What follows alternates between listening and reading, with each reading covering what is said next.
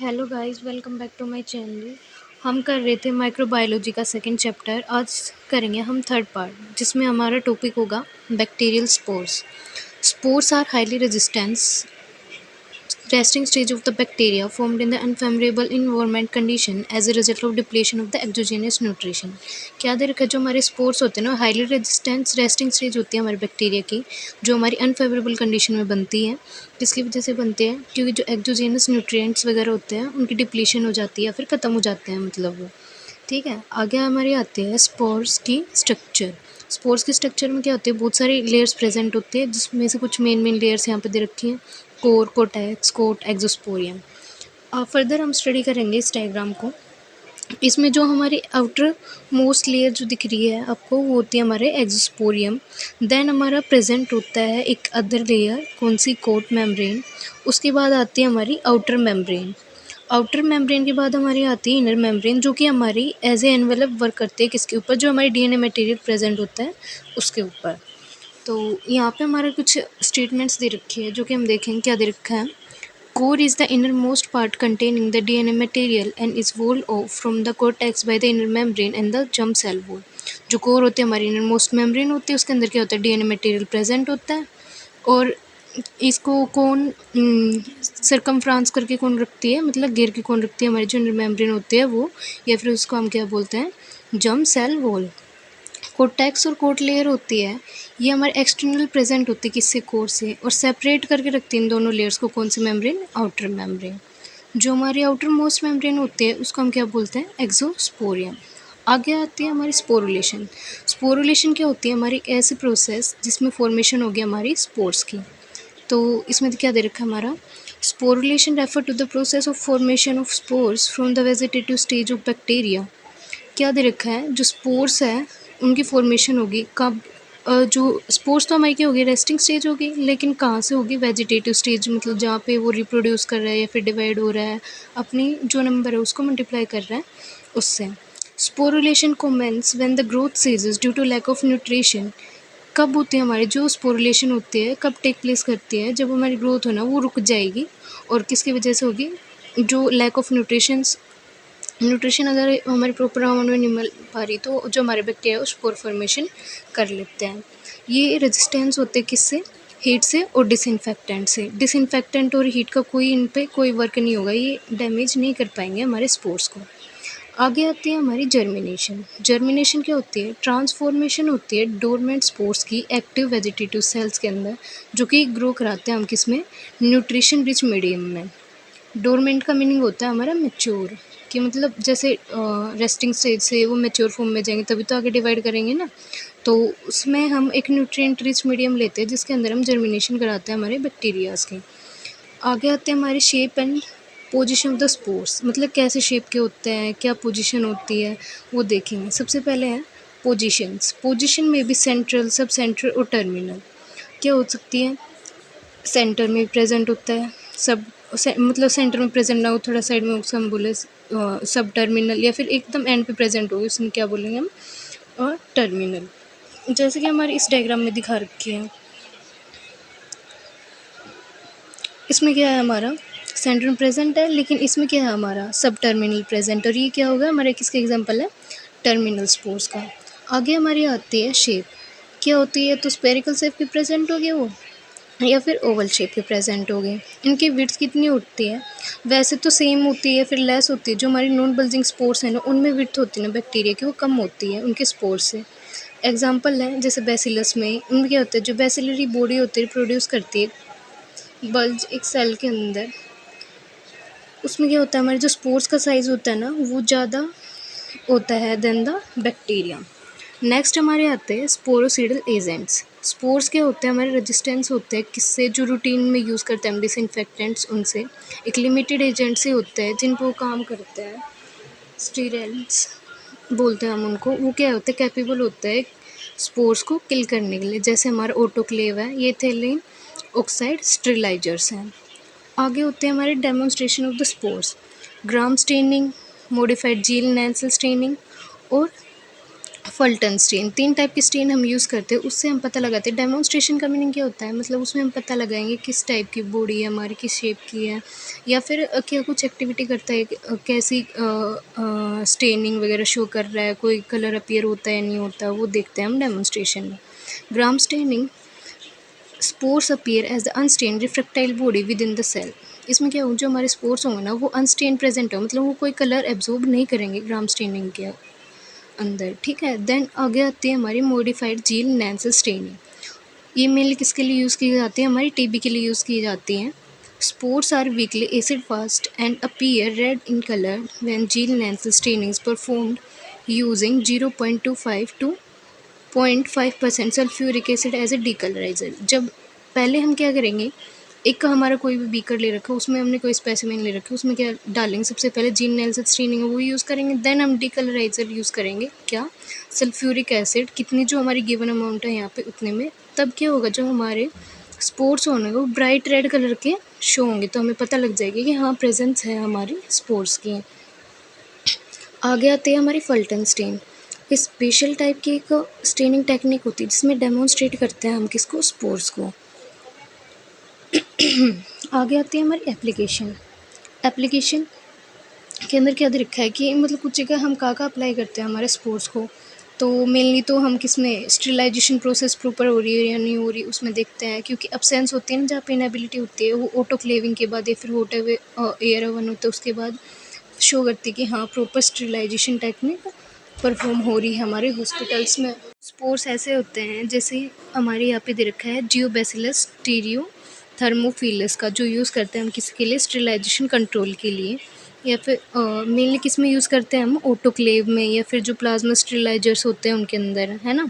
Then आगे हमारे दे रखी है स्पोर्स किसके, बैसिलस एट्रोफस के यूज़ करते हैं स्टेरिलाइजेशन कंट्रोल के लिए, किसके अंदर करेंगे हम इसको, हॉट एयर ओवन के अंदर या फिर इथाइलिन ऑक्साइड स्टेरिलाइजर्स के अंदर।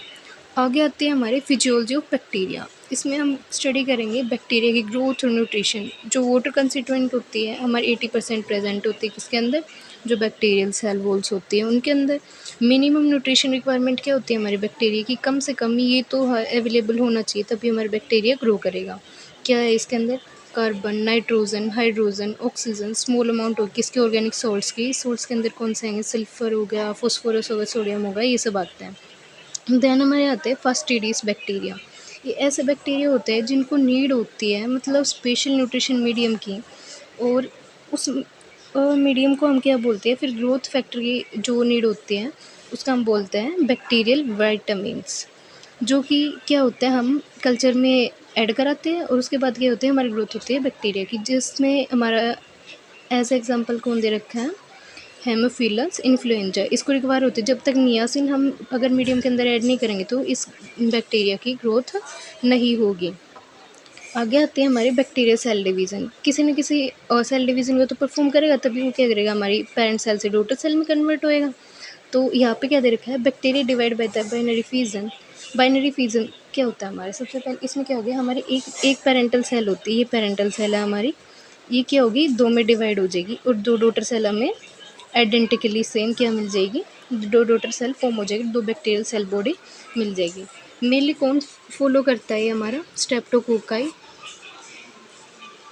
सारे बैक्टीरिया करते हैं, लेकिन एक्सेप्शन केस है इसमें, जो चेन्स में या फिर क्लस्टर में क्लस्टर फॉर्मेशन भी करते हैं, दो डॉटर सेल की बजाय क्या करते हैं, चेन्स में कौन मिलता है, स्ट्रेप्टोकोकाई मिलता है, और क्लस्टर फॉर्मेशन में कौन मिलता है, स्टेफाइलोकोकाई मिलता है। आगे आते हैं हमारे rate of multiplication of bacteria, मतलब कितनी मल्टीप्लाई करती है। जनरेशन टाइम क्या होता है, एक ऐसा टाइम होता है कि जो एक बैक्टीरिया वो दो डॉटर सेल्स को कितने टाइम में डिवाइड करके बना देता है अंडर ऑप्टिमम कंडीशन या फिर फेवरेबल कंडीशन। तो अलग अलग बैक्टीरिया के अलग अलग होता है जनरेशन टाइम। जैसे हमारे जो ई कोलाई होती है या फिर इस्चीरिया कोलाई जिसको हम बोलते हैं, 20 मिनट्स होता है। बल्कि जो माइकोबैक्टीरियम ट्यूबरक्लोसिस होता है उसमें क्या होता है, वो 10 से 15 आवर लेगी। तब कि जो हमारा माइकोबैक्टीरियम लेप्रे होता है जो हमारी लेप्रोसिकोज करता है, वो कितनी लेगी, 12 से 13 दिन में होगी वो। देन आगे हमारे आता है bacterial count. Bacterial count express in the term of total count and the viable count. Bacterial count को हम दो चीज़ों में एक्सप्रेस करते हैं, किस में, टोटल काउंट में और वायबल काउंट में। टोटल काउंट में क्या होगा, टोटल नंबर इंडिकेट करेगा, चाहे वो बैक्टीरिया लाइव हो या डेड हो हमारे स्पेसिमेन के अंदर। बल्कि जो हमारा वायबल काउंट है तो वो क्या शो करता है कि जितने लिविंग सेल्स प्रेजेंट हो ना हमारे स्पेसिमेंस के अंदर, वो हमारा क्या आएगा, वायबल काउंट होगा। आगे हमारा आता है बैक्टीरियल ग्रोथ कर्व। जब हमारा एक बैक्टीरिया इनक्यूलेट हो जाता है हमारे किसके अंदर, सूटेबल लिक्विड मीडियम के अंदर, और उसको इंक्यूबेट कर देंगे तो वो एक डेफिनेट कर्व बनाते हैं, कोर्स होता है एक, जिसके अंदर क्या होता है, बैक्टीरियल ग्रोथ कर्व का पता लगता है। इसमें हमारे कुछ फेजेस आते हैं, 4 फेजेस होते हैं। फर्स्ट फेज आती है लेग फेज। ये एक ऐसा टाइम पीरियड होता है, इसके बीच का टाइम पीरियड होता है हमारा, ये इनकोलेशन करेंगे मतलब इंजेक्ट करेंगे जो हमारे बैक्टीरिया उसको किसी सूटेबल लेबोरेटरी एनिमल के, और जो बिगनिंग हो जाए हमारी किसकी, मल्टीप्लिकेशन होना किसकी, बैक्टीरिया की। इसमें क्या होगा, हमारा जो बैक्टीरिया होगा उसका साइज इंक्रीज होगा, एक्यूमुलेशन होगी एंजाइम्स की, जो मेटाबोलाइट्स वगैरह होंगे उनकी, और इसमें क्या हो, जो बैक्टीरिया होगा ना अपना मैक्सिमम साइज गेन कर लेगा in the end of the lag phase. Then आगे हमारी आती है लॉग फेज। लॉग फेज क्या होती है, ये हमारी ऐसी फेज होती है जिसमें बैक्टीरिया डिवाइड करना स्टार्ट कर देता है, और इसमें क्या होती है, हमारी एक स्लोप की तरह एक क्या होगी, इसमें क्या हो रहा है, हमारा बैक्टीरिया डिवाइड करना स्टार्ट हो रहा है तो हमारी जो स्लोप की तरह वो क्या होगी, जो का वो ना वो बढ़ेगी, स्मॉलर होगा साइज़ में, बायोकेमिकली लेकिन एक्टिव हो, क्योंकि अभी उन्हें नहीं डिवाइड हो तो बायोकेमिकली एक्टिव ज़्यादा होंगे। और ये बेस्ट टाइम होता है कि हम परफॉर्म कर दें क्या, ग्राम स्टेनिंग। देन आगे हमारा आता है स्टेशनरी फेज। स्टेशनरी फेज के अंदर क्या होगा, ये हमारे लॉग फेज के बाद आते हैं। इसमें जो हम बैक्टीरिया ग्रोथ है ना वो ऑलमोस्ट कंप्लीट हो जाती है, क्योंकि इसमें क्या हो जाता है, एक्जॉस्टेशन हो जाती है हमारी सारी न्यूट्रिएंट्स की, और एक्यूमुलेशन होनी स्टार्ट हो जाती है हमारे टॉक्सिक प्रोडक्ट्स की या फिर जो ऑटोलिटिक एंजाइम्स होती हैं उनकी। इनमें क्या होता है, जितने नंबर में मतलब सेल डिवाइड कर रही है ना, जितनी हमारी वाइबल काउंट होगी उतनी ही टोटल नंबर हमारा कांस्टेंट रहेगा, क्योंकि जितनी हमारी डाइंग सेल होगी उतनी हमारी न्यूली फॉर्म सेल होगी, तो बैलेंस बना रहता है इसमें। तो हमें एक स्ट्रेट लाइन ऑब्टेन होगी इसके अंदर। इसमें हमारे कुछ चेंजेस आते हैं, जैसे कि बैक्टीरिया हो जो ग्राम वेरिएबल हो जाए तो ग्राम पॉजिटिव होगा या फिर ग्राम नेगेटिव होगा। स्टोरेज हो गया हमारे ग्रेनुल्स की, स्पोरुलेशन भी हो सकता है इस फेज में, क्योंकि हमारे क्या हो रखा है, यहाँ पे हमने पढ़ा था कि एक्जोस्टेशन हो रही है, तो हमने पीछे पढ़ा था स्पोरुलेशन के अंदर जब हमारे न्यूट्रिशन के जो लेवल होगा कम होगा तब हमारी क्या होती है, स्पोर फॉर्मेशन होती है। बैक्टीरिया प्रोड्यूस करेंगे एक्सोटॉक्सिन्स या फिर एंटीबायोटिक या फिर बैक्टीरियोरेसेंस, अपनी विरलेंस फैक्टर को रिप्रोड्यूस करेंगी ताकि वो हमारे क्या उसके आगे फर्दर डिवाइड कर सके। देन हमारी आती है डिक्लाइन फेज। डिक्लाइन फेज हमारी लास्ट फेज होती है। इसमें क्या होता है, जो बैक्टीरिया की ग्रोथ होती है कम्प्लीटली स्टॉप हो जाती है। इसमें जो सेल डेथ होती है वो कंटिन्यू होती रहती है, क्योंकि जो हमारी न्यूट्रिएंट्स वगैरह है ना उनका एग्जॉस्टेशन हो, पूरी तरह से कंजप्शन हो चुका है उनका, एक्यूमुलेशन होगा हमारे किसका, टॉक्सिक प्रोडक्ट्स का। और इसमें क्या होता है, हमारी इसमें एक डिक्लाइन आती है, क्योंकि जो वाइबल काउंट्स होते हैं ना वो ज़्यादा हो जाती है। इसमें हमारी जो सेल डेथ होती है वो बहुत ज़्यादा फास्ट रेट पे होने स्टार्ट हो जाती है। देन आगे हमारे आते हैं factor affecting the growth of the bacteria. कुछ ऐसे फैक्टर होते हैं जो इफेक्ट डालते हैं हमारी किस पे, बैक्टीरिया पे। तो इन्वायरमेंटल फैक्टर्स में हमारी क्या आती है, सबसे पहले आता है हमारी ऑक्सीजन। ऑक्सीजन रिक्वायरमेंट बेस पे भी अलग अलग एरोब्स या एनारोब्स होते हैं, बैक्टीरिया को डिवाइड करके वो हम इसमें पढ़ेंगे। सबसे पहले आते हैं हमारी ओब्लिकेट। ओब्लिकेट वो बैक्टीरिया होते हैं जो हमारी ऑक्सीजन की प्रेजेंस में ग्रो करेंगे, जैसे सूडोमोनास बैक्टीरिया हो गया, माइकोबैक्टीरियम ट्यूबरक्लोसिस हो गया, फिर बैसिलस हो गया। आगे हमारी आती है फैकल्टेटिव एनारोब्स। ये क्या होती है, हमारी ऐसे एरोब्स होती है जो एनारोबिकली ग्रो करती है, मतलब ऑक्सीजन की एब्सेंस में। इसमें आती है स्टेफिलोकोकस ऑरियस या फिर इकोलाई। आगे हमारी आती है माइक्रो एरोफिलिक बैक्टीरिया। इसमें ये लो प्रेजेंस होगी ना हमारी ऑक्सीजन की तो भी ग्रो कर जाती है, मतलब 5 से 10% इनको क्या होती है, ऑक्सीजन चाहिए होती है, जैसे हमारे कैम्पाइलोबैक्टर या फिर हेलिकोबैक्टर होते हैं। देन हमारे आते हैं ओब्लिकेट एनारोब्स। ये ऐसे बैक्टीरिया होते हैं जो एब्सेंस में, ऑक्सीजन की एब्सेंस में क्या करेंगे, ग्रो करेंगे, जैसे क्लोस्ट्रीडियम टेटनाई जो हमारी क्या करती है, टेटनस कोज करती है। आगे हमारी आती है टेम्परेचर। टेम्परेचर भी हमारे मतलब एक इंपॉर्टेंट फैक्टर होता है हमारे बैक्टीरिया की ग्रोथ के अंदर। और सबसे पहले हमारा क्या दे रखा है इसमें, इसमें हमारा दे रखा है साइकोफेरेल्स। ऐसे बैक्टीरिया होते हैं जो मतलब 20 डिग्री सेल्सियस पे हमारे क्या करेंगे, ग्रो करेंगे। एग्जांपल दे रखा है सूडोमोनास। नेक्स्ट हमारी आती है मीज़ोफाइल्स। मीज़ोफाइल्स के मतलब मॉडरेट से टेम्परेचर चाहिए होते हैं इनको, जैसे 25 डिग्री सेल्सियस से 45 या 40 डिग्री सेल्सियस तक ज़्यादा पैथोजेनिक बैक्टीरिया होता है वो डिवाइड कर जाते हैं। आगे आते हैं थर्मोफाइल्स। थर्मोफाइल्स में मतलब टेम्परेचर लविंग। टेम्परेचर लविंग होगी तो इसमें क्या होगा, हमारे हाई टेम्परेचर पे वो क्या करेंगे, डिवाइड करेंगे अपने बैक्टीरिया, है ना। जैसे किस रेंज पे होगा वो, 55 से 80 डिग्री सेल्सियस तक होगा। जियोबैसिलस स्टीरियोथर्मोफिलस भी होता है हमारा। इसके एग्जांपल आते हैं किसके, थर्मोफाइल्स का। अदर इंपॉर्टेंट बैक्टीरिया के फैक्टर होते हैं, जैसे कि हमारे कार्बन डाइऑक्साइड है, हायर अमाउंट में CO2 जब चाहिए होगी तो क्या होता है, हमारे कुछ बैक्टीरिया डिवाइड करते हैं, उनको हम क्या बोलते हैं, कैप्नोफिलिक बैक्टीरिया, जिसके अंदर हमारे ब्रूसेला एरबोटस आता है या फिर स्ट्रेप्टोकोकस निमोनिया आता है। पीएच भी डिपेंड करती है, 7.2 से 7.6 होगी तो यही एक मतलब ऑप्टिमम पीएच होती है जिसके अंदर जो बैक्टीरिया है वो ग्रो करते हैं। लेकिन कुछ बैक्टीरिया क्या होते हैं, ग्रो कर जाते हैं हमारी एसिडिक फेज की, जैसे हमारे विब्रियो कोलेरा है जो हमारी क्या करते हैं, चिकन पॉक्स कोज करता है। आगे आती है हमारी लाइट। लाइट भी हमारी एक इम्पोर्टेंट रोल प्ले करती है। कुछ बैक्टीरिया ऐसे होते हैं जो डार्कनेस में ग्रो करते हैं, लेकिन कुछ बैक्टीरिया ऐसे होते हैं जो हमारी लाइट में ग्रो करते हैं। उन बैक्टीरियाज़ को हम बोलते हैं फोटोक्रोमोजेनिक माइक्रोबैक्टीरिया। इनमें पिगमेंटेशन होती है जो एक्सपोजर में आते हैं हमारी लाइट की में, और क्या करती है हमारी ग्रो करती है। आगे हमारे आते हैं मॉइस्चर एंड डेसिकेशन। मॉइस्चर होते हैं हमारे एसेंशियल रिक्वायरमेंट होती है ग्रोथ ऑफ बैक्टीरिया की। इसमें 80% जो बैक्टीरियल ग्रोथ होती है उसमें क्या होता है, हमारी कंटेंट करती है वाटर। तो कुछ ऑर्गेनिजम्स ऐसे होते हैं जैसे ट्रैपोना, पैलिडियम एंड नाइजेरिया गोनोरिया है, डाई हो जाते हैं, बहुत क्विकली मर जाते हैं अगर ड्राइनेस की कंडीशन में आ जाते हैं ना। लेकिन कुछ बहुत टाइम तक, लंबे टाइम तक सर्वाइव कर जाते हैं, जैसे माइकोबैक्टीरियम ट्यूबरक्लोसिस है या फिर स्टेफाइलोकोकस आयूरस है। ये सर्वाइव कर जाते हैं अगर सेवरल वीक्स तक इनको ड्राई कंडीशन में रखते हैं तो। सो हमारा चैप्टर कंप्लीट हो चुका है। Like and share the video, subscribe the channel.